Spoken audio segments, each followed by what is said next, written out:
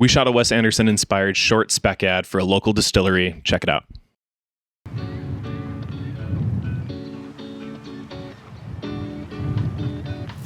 What's your favorite kind of gin?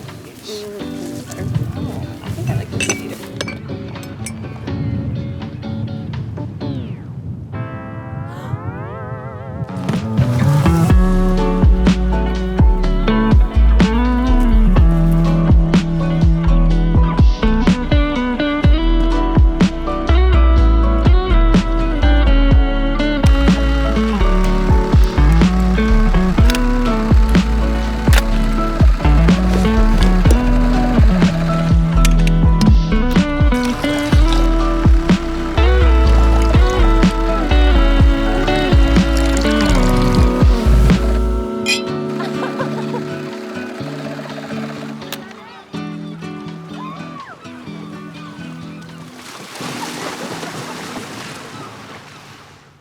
Today I'm going to break down for you how we planned, shot, and edited this short film. And to achieve the color and the look that we wanted, I'm also going to show you how we colored the film and stylized it using Dehancer. This video is not sponsored by Dehancer, but they did give me a free activation code to be able to test out their software.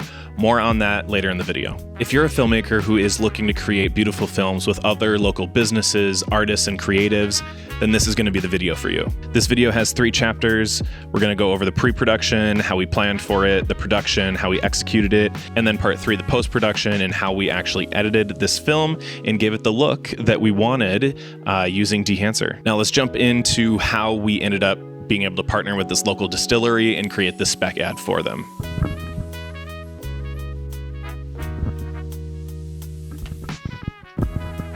So my associate Ty and I down here at Duluth Creative Co. going into this year had a mission to create more local stories with local businesses, restaurants, breweries, distilleries, and we really wanted to flex our creative skills outside of what we normally do, which is a lot of weddings and podcast producing, and we just felt like it was time to kind of diversify into some more like docu-style or narrative-style storytelling. So as we were putting this idea out there, Ty got connected with some folks over at Vikra Distillery.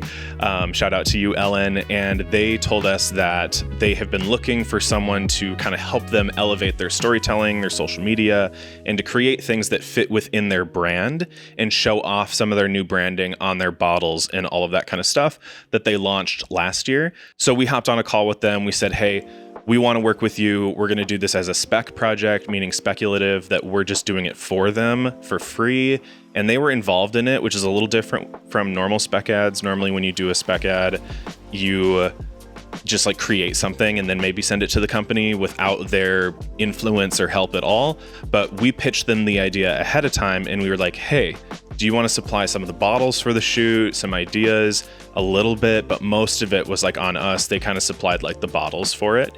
And then we took all of that and went and made this film with those bottles. Once we got the bottles, Ty was in charge of kind of storyboarding the whole shoot. So Ty had the idea and the narrative of like how the whole thing was going to go. Like these people meeting on the beach, it's vintage, it's vibey. We go down to the beach, we make some cocktails, and then we end with jumping in the water. So we had a very kind of loose idea of what we wanted to do. And one of the things that we knew was we needed costuming and set design to kind of match and fit the vibe and the location that we were shooting at. So Ty went and did some antique shopping, got some blankets, an umbrella, and then one of our actors, Henriette, her mom brought in a bunch of stuff because they actually live on Park Point. So she has a whole bunch of other beachy sort of things that helped us kind of stylize the production design and set design of the short film. So a question that you might have is like, why would someone want to do a spec ad? Why would you create such like a fun piece for free? In my opinion, like no one's going to pay you for work that you're capable of doing unless they can see what you're capable of doing.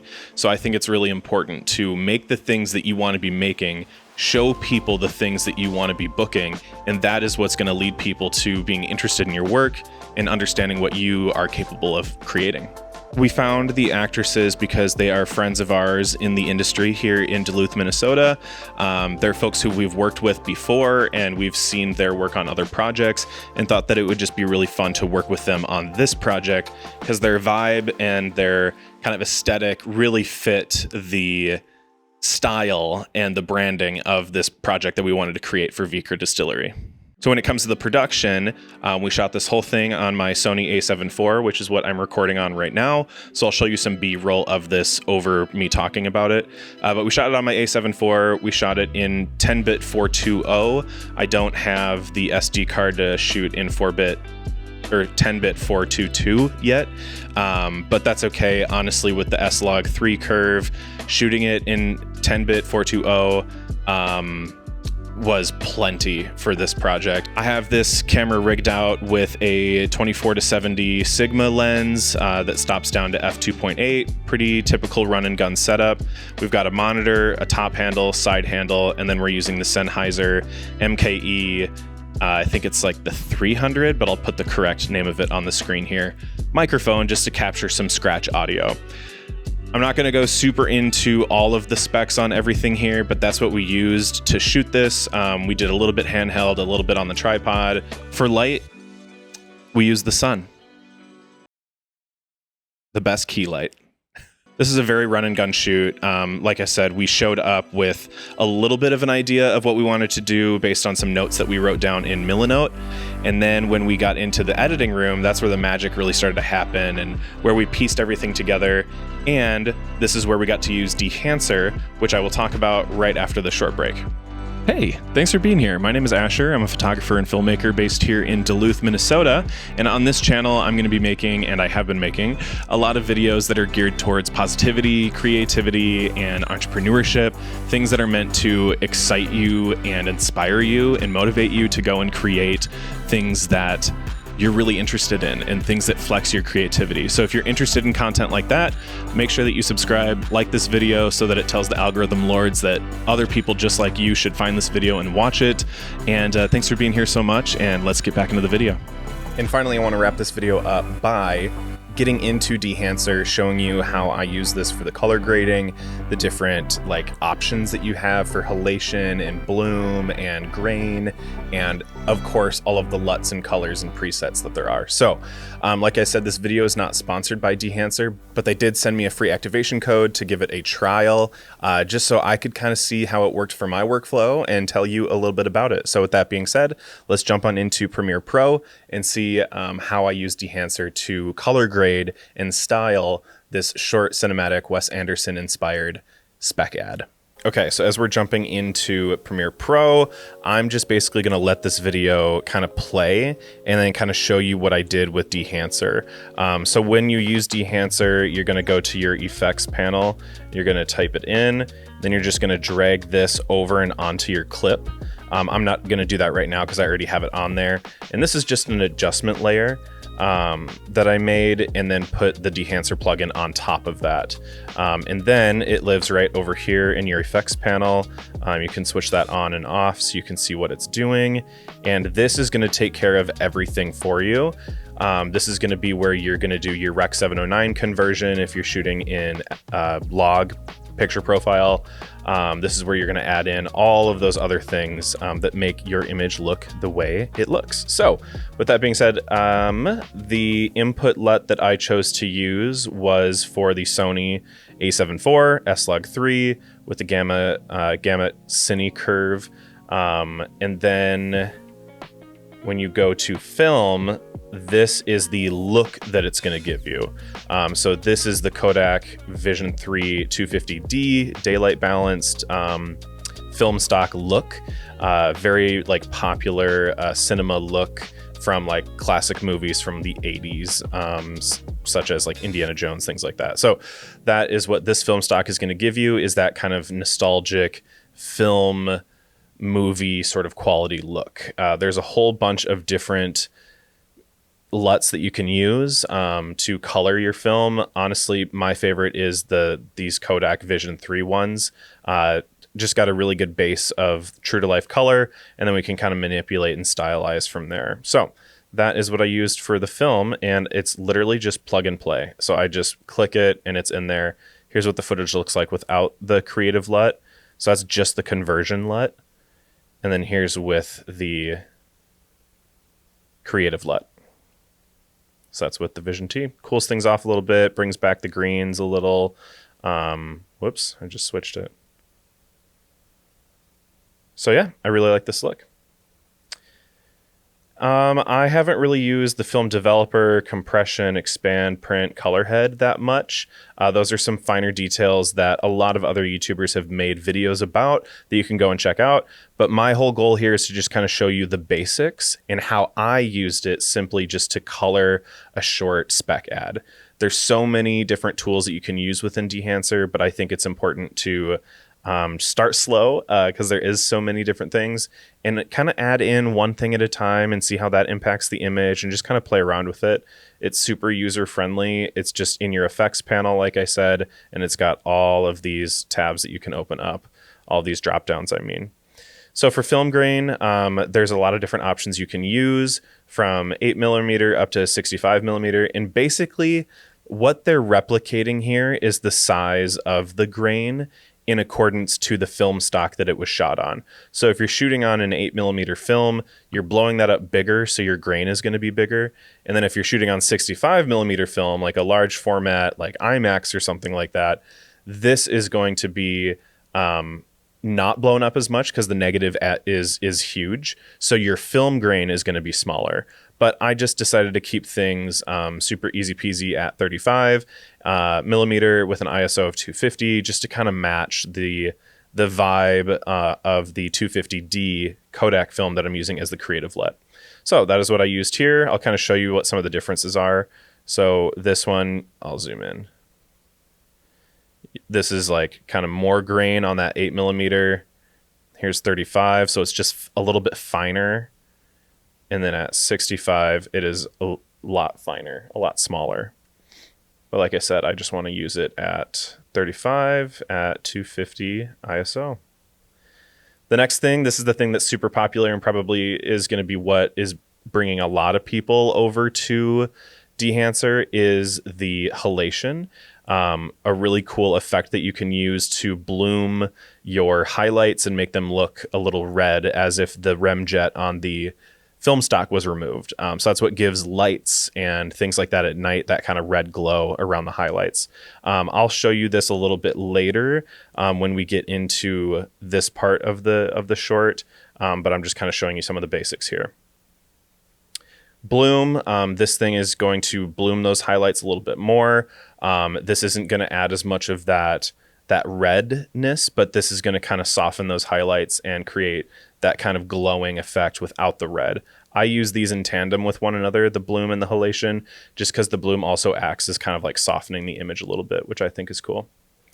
Film damage, this is going to be like any sort of white specks or anything that like little dust that might appear on 35mm film or any film. So this is just a fun way to add in a little bit of that kind of faux film damage look, and using 35 at super 35 was kind of the look that I wanted, where it wasn't too distracting, because otherwise if there's a lot of white specks popping up on the screen, yeah, that just might not be subtle enough. You know what I mean?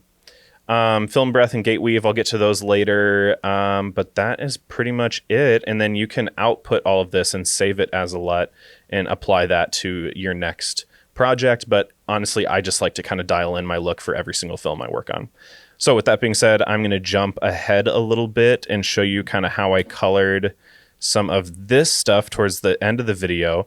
This is where you can show the overscan. And so in this section here, I really wanted to give it that 8mm look, even though we shot this all on digital, because when one of the characters holds up the 8mm camera that we were using as a prop, it switches to her POV, and then it's actually her shooting the film, which I thought was a fun way to incorporate this overlay 8mm effect and motivating it so that it made sense. And it wasn't just something we were putting on just like as a creative, filter, but something that was actually motivated by the story. So this was a super fun way that we could incorporate the films or the overscans. And so one thing that it was really important to me was to make this look as real as possible. And so we really went all out on the grain here. You can see the grain is a lot heavier. We've got that red halation happening in here, but it's not like too much. So again, that's the halation and the grain that we used to get that. So the grain that I have on here is the 8mm. Halation is on 8mm. That gives it a little bit stronger of a look. Bloom is also on 8mm. And then here's the cool thing, overscan. So you can change up. Oh, sorry, let me back up. You can change the way it looks. So this is standard 16. We also have Super 8, Super 16. I kind of liked the way this looked. So that was the one I ended up choosing. But yeah, there's so many different options that you can choose within here. But I liked this one. So that's the one we went with, even though it's 16mm and not 8mm. But honestly, who's going to know? And it's not real anyway. So gate weave. This is going to give the film that kind of like juddery sort of look.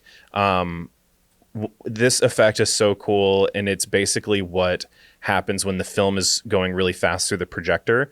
When you're projecting it onto the screen, it has this little kind of like wiggle, this little stutter.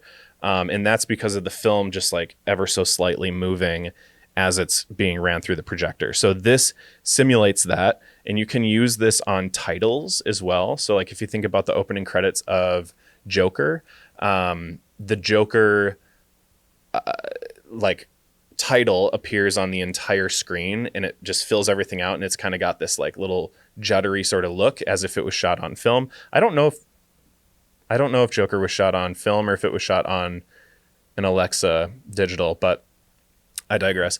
Anyway, gate weave is really cool. It gives it that wiggle. I'll kind of show you what I mean. You can kind of see like right in here, it's a little jumpy, especially with the top bar of the film, like right here. You can really see it jumping around in there when I hit play. Yeah. So gate weave is super fun to play with. And then I did some other like basic adjustments using a Lumetri color panel. But yeah, that's pretty much it. That's everything we did for coloring in this. Oh, and one other thing is on these 8mm. And the other thing too, I forgot to mention, is on these 8mm clips, I sped those up. How fast did I? So I went down here and I changed the speed to 130%. And this just gave it a little bit of that like kind of quick, like Charlie Chaplin silent movie sort of like film speed. And I think that that's supposed to simulate like maybe like an 18 frame a second sort of look. But yeah, I really wanted to kind of speed that up just a little bit to give it that kind of vintagey silent movie era sort of feeling. So that is Dehancer. That's the basics of it. If you have any questions, feel free to drop those down below. And if you want to use Dehancer for your own projects, you can go ahead and purchase that at the link down below as well. And you can use the code Daydreamer at checkout for an extra 10% off for a little gift for being a member of this channel and hanging out and watching this video. So thank you so much for watching, and I will see you right back here in the next one.